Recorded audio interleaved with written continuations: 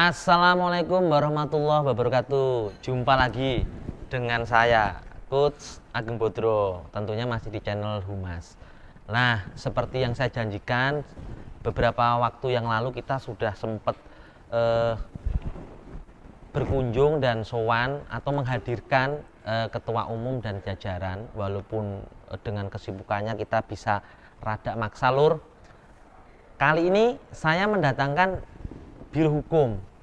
Yang lalu seperti yang kita dapatkan informasi dari Mas Ketum bahwa akan dibentuk tim advokasi yang akan membantu semua kendala-kendala di lapangan terkait di cabang, ranting, dan latihan.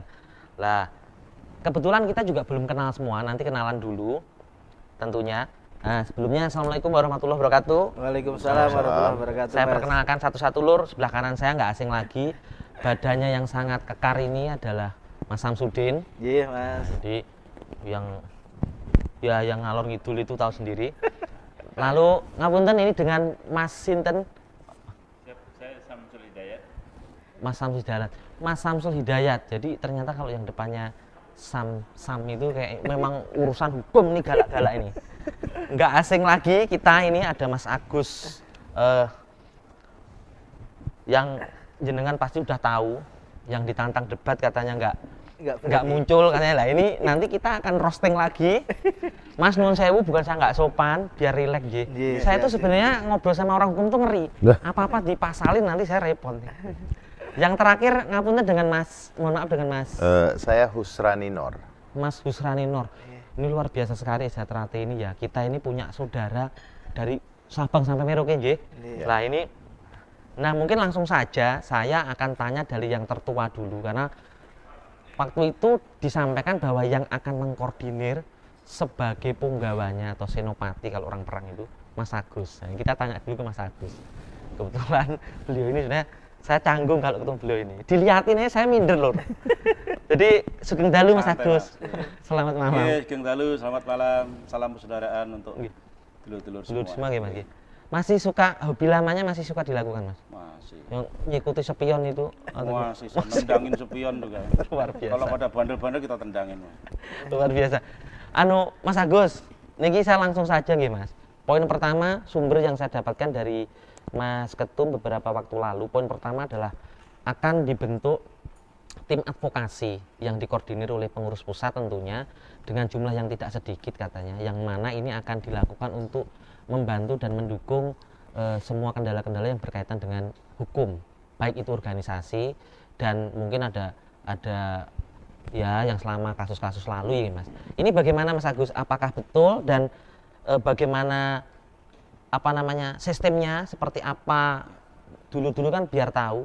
Jadi kalau mau laporan gimana dan monggo Mas Agus. Ya. Assalamualaikum warahmatullahi wabarakatuh. Waalaikumsalam warahmatullahi wabarakatuh. Terima kasih Mas Ageng, ini kesempatan yang saya kira sangat bagus. Kita bisa podcast bersama lagi. Nah, memang jujur sebetulnya di era digital ini sebetulnya memang banyak tantangan-tantangan baru ya. Sehingga saya kira termasuk persaudaraan Sejahtera juga saya kira harus adaptif lah, harus beradaptasi dengan situasi kemodernan dan era-era kontemporer seperti ini. Nah, satu tentu tidak lepas juga soal perkembangan dunia digital itu berdampak kepada semua lembaga, semua institusi, semua instansi. Nah, Persaudaraan Sejahtera sebagai organisasi kemasyarakatan juga dia sebagai organisasi olahraga ya, di bawah dua undang-undang ini, Undang-Undang Ormas dan Undang-Undang Olahraga. Ini kita tentu punya antisipasi, punya upaya-upaya preventif, terutama untuk melindungi organisasi ini dari perbuatan melawan hukum siapapun yang ya, dari kelompok apapun, dari kelompok manapun yang tentu itu harus kita antisipasi. Nah, maka Ketua Umum memberikan mandat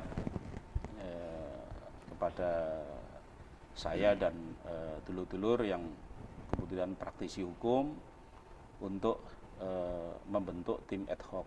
Jadi kenapa tim ad hoc? Karena kita dikasih mandat itu sampai dengan bulan Oktober nanti untuk mengawal beberapa kegiatan atau beberapa hajat yang akan dilaksanakan oleh perusahaan Strate, yaitu menyambut yang paling dekat adalah bulan Muharram ya, bulan Suro, kita sebutnya Suran Agung ya, kemudian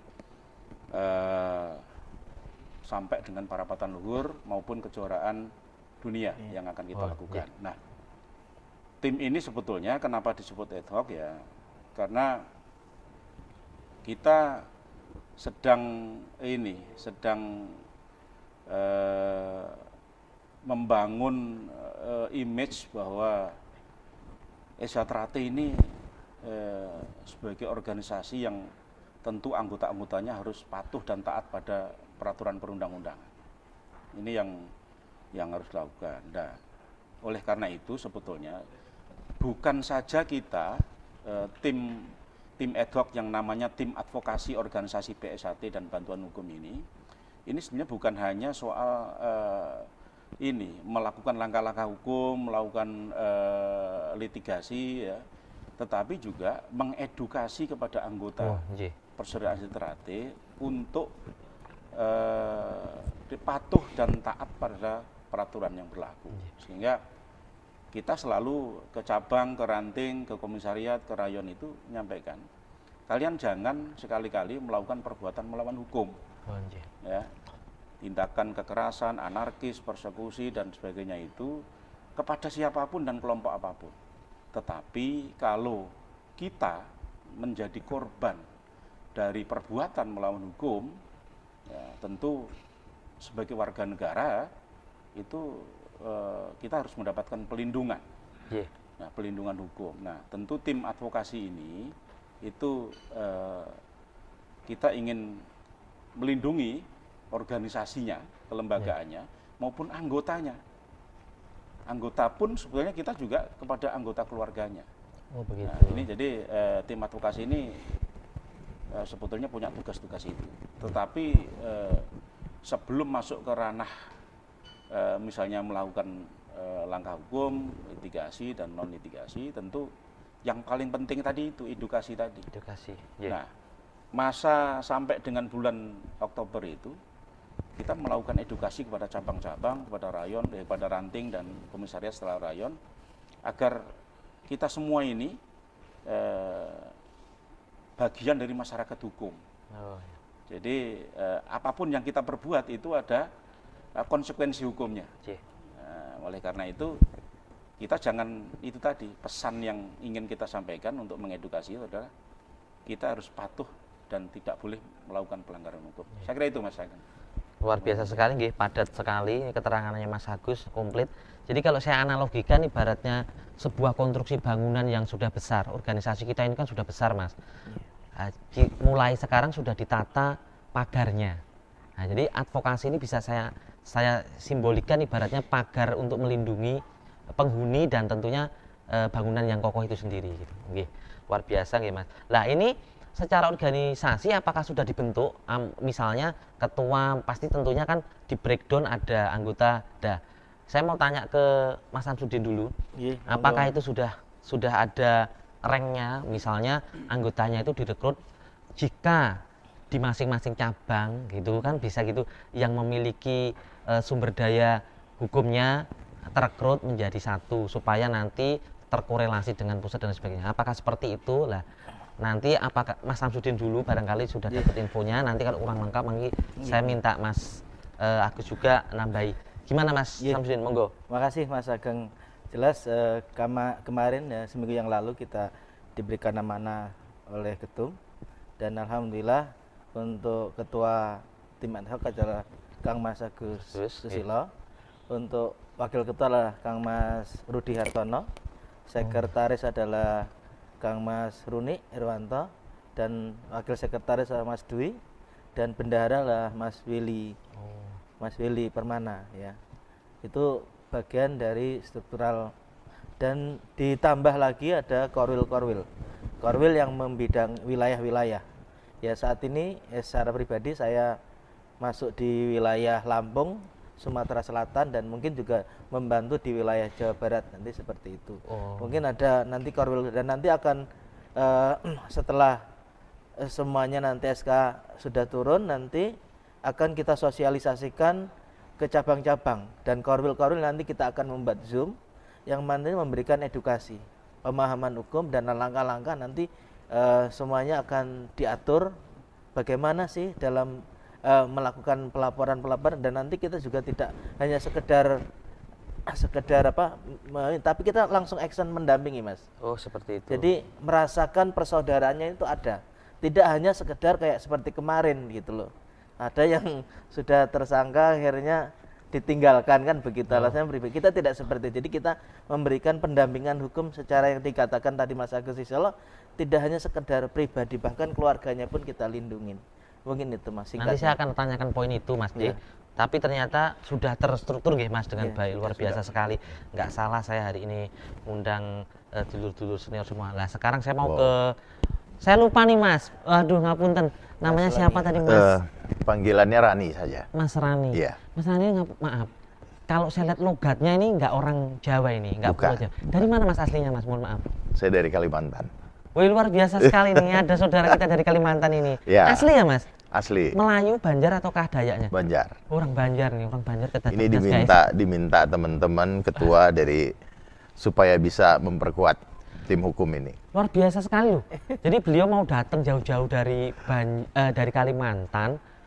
Kalimantan Selatan. Kalimantan Selatan itu nggak deket loh. Saya pernah ke Tanah Bungu Mas. Jauhnya minta ampun kapok saya ke sana. Tapi Anda jenengan berkenan ke sini. Luar biasa sekali ini untuk persaudaraan Setia Hati Ternate ini. Saya nggak bisa ngomong Mas. Emang luar biasa kayanya ini.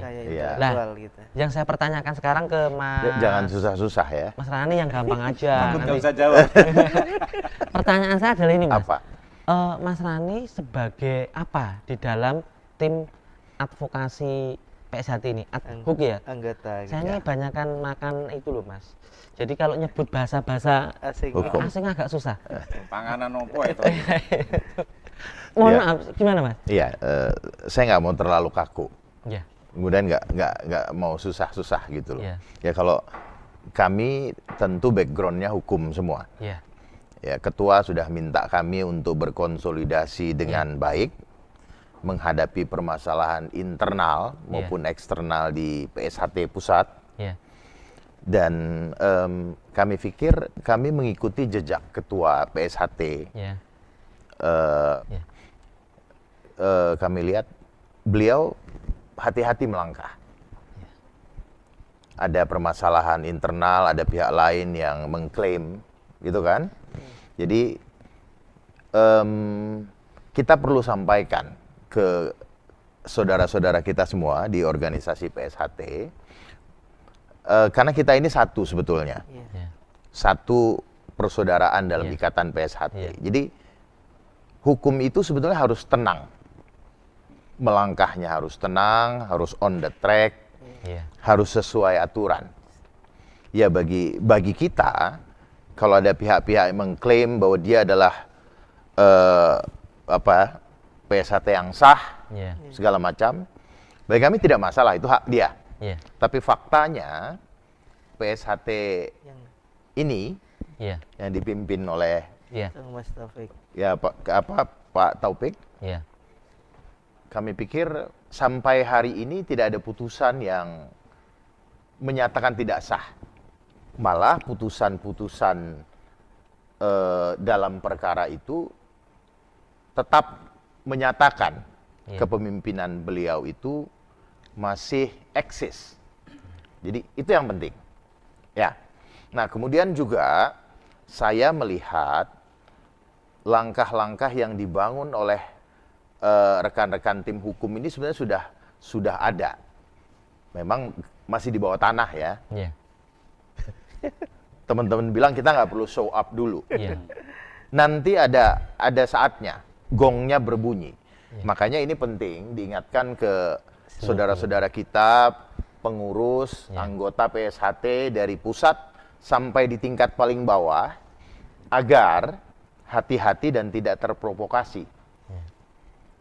Karena gini, zaman sekarang itu main arak-arakan banyak-banyakan itu belum tentu benar secara hukum.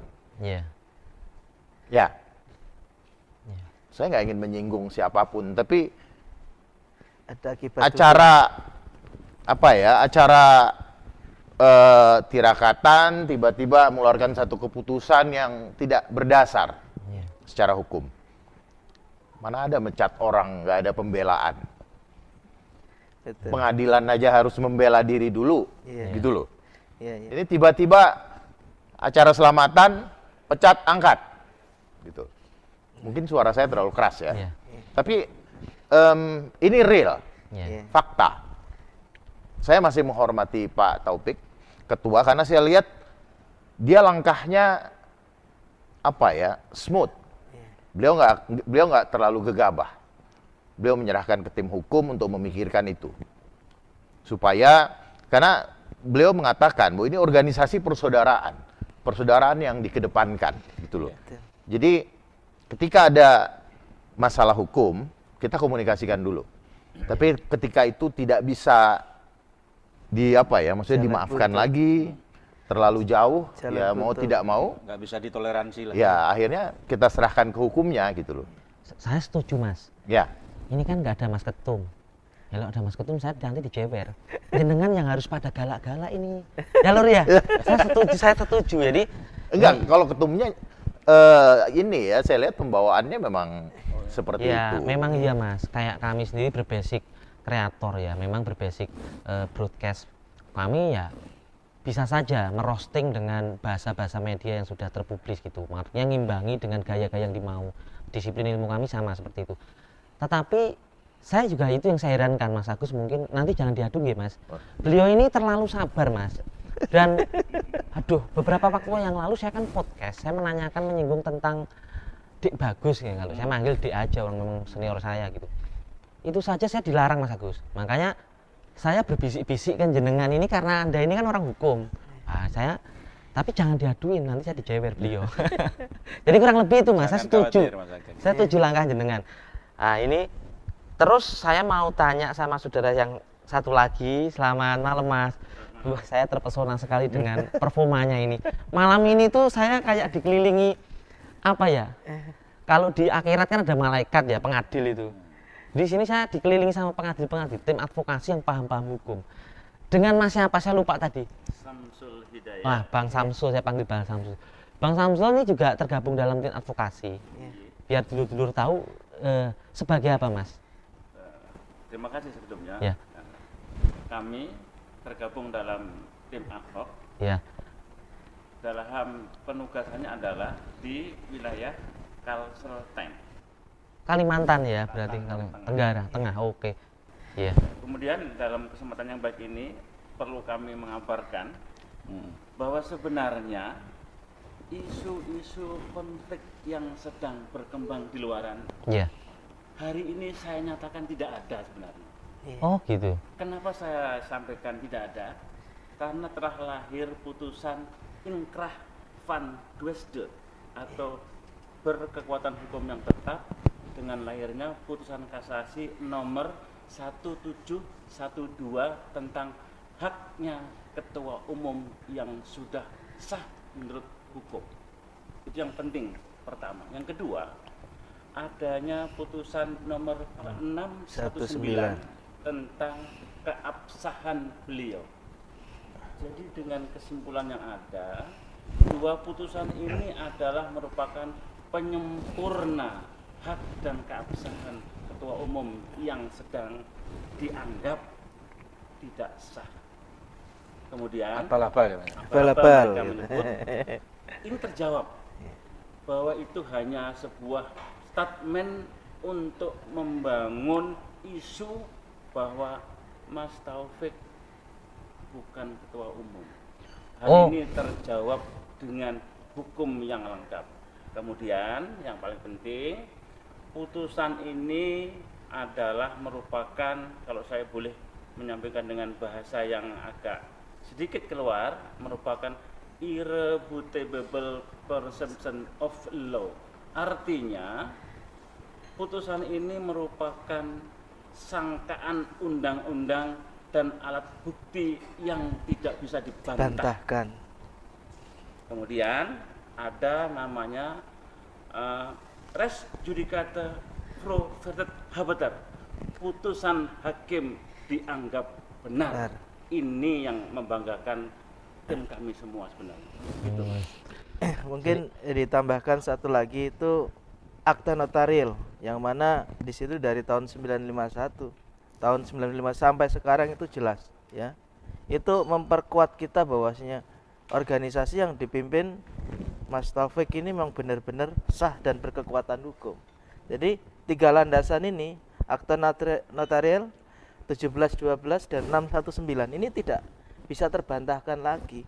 Jadi kalau ada orang yang mengatakan abal-abal, ya justru yang mengatakan itu perlu itu konsekuensi hukumnya harus dipertanggungjawabkan. Ini menarik Mas Samsudin, tahan dulu. Siap. Saya tertarik dengan bahasa Tasikmalaya atau bahasa Garut saya itu. Bahasa mana Ini tadi Bu? apa ya itu? Lidah saya nggak bisa nyebut Mas. Bahasa Belanda ya dia Mas ya. Bahasa Itu Belanda. luar biasa sekali. Orangnya ternyata itu ternyata lengkap, luar biasa loh. Buset, ada yang advokasi, ada militer, ada seniman. Ini kita nemu orang hukum yang sampai bisa ngucapin bahasa aslinya hukum itu belajar Belanda.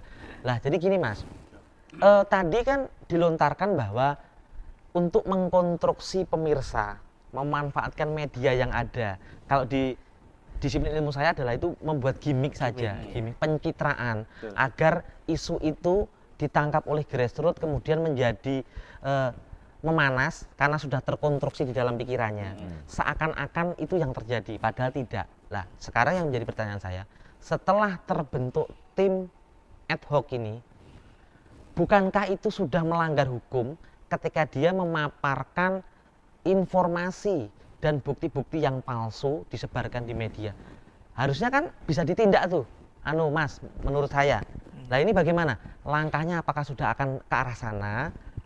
Atau baru di checklist gitu, nanti waktunya dicentang gitu. Dulu kalau saya sekolah nakal ya dicentang gitu. Bagian dia itu. Ini kira-kira Mas Samsudin ya Mas Samsudin ini coba dijelaskan ini. Ya, pada intinya kami tetap mengacu pada arahan Ketua Umum mengedepankan persaudaraan. Tapi manakala memang ya ada seseorang atau kelompok yang nekat ya membuat gaduh di wilayah itu, kami akan tindak, itu prinsip kami. Jadi keadilan dan kebenaran harus ditegakkan. Saya sampaikan kembali lagi gitu. Jaga kondisivitas dan jaga nama baik organisasi PSST. Jadi pesan kami, jangan membuat organisasi atau nama besar organisasi ini buruk di mata masyarakat dan negara. Saya kira seperti itu. Jadi siapapun yang melakukan dan membuat kegaduhan atas tuduhan atau organisasi, kita akan melakukan tindakan tegas. Saya kira seperti itu. Oh, berarti ya Mas. Berarti kalau saya simpelkan dari bahasa Mas Samsudin tadi adalah bahwa kalau orang Jawa bilang, wis nek isu dibiarin aja lah gitu. Kecuali sudah ada tindakan-tindakan kriminal baru akan mendapatkan tanggapan tindakan. Jadi memang benar kata Mas Agus dulu dong, yang buang-buang tenaga Mas Ageng yang dulu kita Zoom itu orang begitu ditanggapi gitu. Saya sampaikan lagi kemarin 2 hari yang lalu ada yang memfitnah, katakanlah saya debat sama Mas Rudi itu, nyelengi Mas Rudi. Orang saya sama Mas Rudi itu nggak ada masalah gitu. Akhirnya yang membuat berita bohong itu saya japri, saya telepon gitu. Mas, mohon maaf sampean membuat postingan di grup ini gitu, mohon berikan penjelasan. Dia nggak bisa memberikan penjelasan, Mas. Nah ini Mas, saya satu lagi nih inget nih, kan sering disebar link-link tertentu di grup WA. Kemudian ketika kita klik di dalamnya tuh ada sebuah keterangan yang mengatakan putusan-putusan tertentu. Lah, saya bingung Mas. Itu seakan-akan nyata, seakan-akan memang betul. Dan bodohnya lagi beberapa yang tidak cek dan recheck, nggak klarifikasi, langsung percaya aja bahwa itu seakan-akan betul. Lah itu bagaimana dong Mas? Mereka kalau ada tindakan seperti itu, apakah tidak pernah apakah tidak pernah diperhitungkan konsekuensi hukumnya. Mungkin tidak dari kita, mungkin kita tadi kalau hanya isu-isu kita biarin saja. Tapi dari pihak penyelenggara hukum sendiri, misalnya pengadilan-pengadilan tinggi itu kan mencemari instansi karena dianggap seakan-akan mengeluarkan surat itu. Lah ini gimana? Saya ke barangkali Mas Samsul atau Mas Agus atau Mas Ani yang mau bisa jawab, monggo. Mas Samsul mungkin. Terima kasih. Terkait menyikapi apa yang dimaksud Mas Ageng ya. Iya. Tim kami sebenarnya sudah mempetakan baik dari YouTube, dari konten-konten itu sudah kami Link tadi, ada link Mas ya. Dan sebenarnya kami banyak menemukan dalam istilah hukum itu ada namanya hate speech, ya. Atau ujaran kebencian. Ada. Ya. Di situ ada yang masuk pasal 160 dengan penghasutan, ada. Ya. Ada 128 dengan fitnah, 128 ITE-nya. Cuma kamu mau membidik ketika memang benar-benar itu mau bikin keruh dan gaduh. Kalau sepanjang itu hanya sebatas dia semacam memberikan statement, terus juga tidak berimbas kepada PSHT yang sudah kondusif bagus ini, tentunya kami hanya sebatas menandai. Hati-hati Anda dalam berstatement. Ke depan mungkin Anda bisa terbidik. Itu yang kami sampaikan. Itu Mas Ageng. Saya setuju Mas. Jadi saya juga nggak mau dibilang saya nggak bisa kerja. Jadi dari Biro Humas kami juga nggak segan-segan memberikan informasi ke dulur-dulur. Dan alhamdulillahnya Mas, dulur-dulur kita di luar sana tuh sudah pinter-pinter. Jadi sudah masuk ke era 4.0 ini kan generasi milenial ya Mas Agus. Makanya saya biar umur sudah 40-an tampilannya beda biar kayak anak muda gitu Mas Agus. tampilannya beda Mas Agus. Jadi saya percaya sama dulur-dulur. Yang terakhir ini Mas Agus. Terakhir dan ini saya rasa juga pasti apa namanya ya, istilah saya itu perlu didengar oleh dulur-dulur di luar. Jadi gini Mas, tadi sempat keluar statement oleh Mas Agus bahwa tim ad hoc ini atau tim advokasinya PSHT ini tidak hanya semata-mata melindungi secara hukum baik itu organisasinya di cabang, di ranting dan di wilayah tertentu, tetapi sampai ke oknum dan keluarganya. Lah seandainya ada permohonan bantuan yang bersifat non anggota PSHT karena melihat performanya Mas Agus dan timnya sangat baik dalam melakukan kinerjanya sebagai pembela hukum atau seorang lawyer, minta tolong nih, aku tak minta timnya PSHT aja deh, kayaknya qualified. Kira-kira apakah menerima ataukah ya silakan cari lawyer lain aja atau gimana? Lah ini karena ya gimana ya Mas, tadi sempat keluar itu. Lah ini apakah sampai menjangkau ke arah itu? Misalnya saya punya nun sewu salah aja dulu. Misalnya saya punya warung makan bersengketa, padahal nggak ada hubungannya dengan PSHT. Tapi karena saya percaya, saya pengen melimpahkan kasus untuk bantuannya lewat maju tak gentar membela yang bayar. Enggak ya? Ya, saya kira gini. Ini kan kalau sudah apa yang disampaikan Mas Ageng tadi, yang pertanyaan yang diajukan Mas Ageng tadi, justru persaudaraan Jatitra ini lahir itu kan tujuannya untuk bagaimana mewujudkan kemaslahatan publik, jadi kepentingan publik. Kali kita ini sebetulnya ya meskipun sebenarnya praktisi, kan tidak semua kantor-kantor hukum itu juga menyelenggarakan bantuan hukum pro bono. Jadi apalagi ini terkait dengan masih ada hubungan keluarga dengan anggota SJTRAT, ya, tentu ya kita punya motivasi, punya harapan bahwa bagaimana saudara-saudara kita praktisi hukum di PSHT ini tidak hanya bermanfaat untuk anggota PSHT, tetapi konsep memayu hayuning bawono itu jadi bermanfaat untuk lingkungan sekitar. Ini yang saya kira kuncinya, karena kita kan di dalam tujuan Esatrati didirikan tadi memang untuk bermanfaat kepada masyarakat luas. Wah, iya. Ini yang penting. Jadi justru ketika ada permintaan, ada request bantuan hukum dari saudara-saudara di luar anggota Esatrati, apalagi kita bisa melihat jadi kelompok-kelompok marginal, kelompok-kelompok terpinggirkan, kemudian buruh, kemudian pedagang kaki lima yang tergusur. Saya kira PSHT harus hadir di situ. Kenapa? Karena PSHT ini Memayu Hayuning Bawono itu ajaran, konsep filosofi Memayu Hayuning Bawono itu sebenarnya bermanfaat tidak hanya untuk anggota Esatrati tapi untuk masyarakat luas. Nah, itu saya kira. Nah, saatnya sekarang ini praktisi-praktisi hukum nih di sekitar kita ini jumlahnya saya data ini di tim advokasi ini total sudah 50-an lebih. Luar biasa. Nah, ini kalau kemudian bisa hadir di tengah-tengah masyarakat yang membutuhkan bantuan hukum cuma-cuma. Nah, itu berkahnya luar biasa. Jadi berkahnya nanti rezekinya dia dapat budal dari yang lain, dari perusahaan, dari korporasi.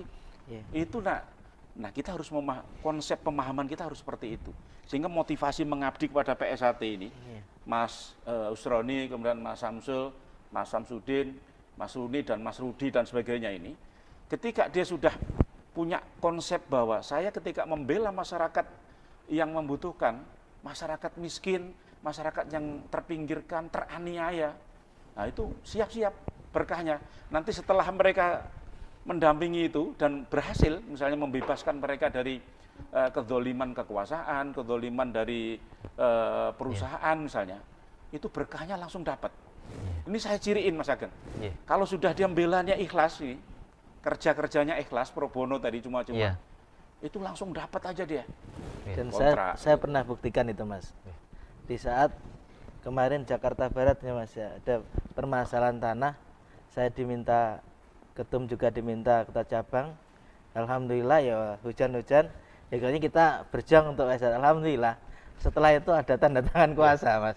Walaupun berapapun kita syukuri. Itu real ya. Ini berarti luar biasa sekali ya Mas.